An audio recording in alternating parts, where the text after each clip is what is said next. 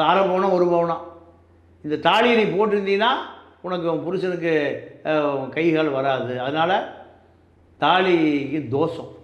இதை கழட்டி உண்டியலில் போட்டு பங்காரடிகளாரும் அதுதான் செய்கிறார்.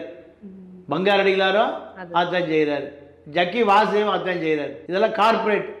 இங்கே காலனி கார்பரேஷன், வேற ஒன்றும் இல்லை. அதுக்கு என்ன வித்தியாசம்? இது லோக்கல், அது கார்பரேட், அதுதான் வித்தியாசம்.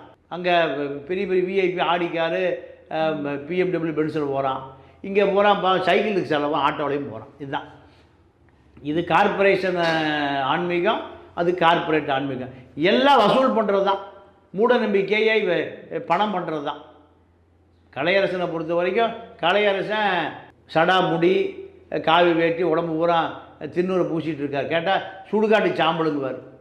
ஜக்கி வாசுதேவ் கொஞ்சம் மாடர்னாக இருக்கார், அவ்வளோதான். ஹம்பர் காரில் வர்றார். ரெண்டும் ஒன்று தான். அவர் ஜக்கி வாசுதேவ், இவர் கலையரசன், அவ்வளோதான்.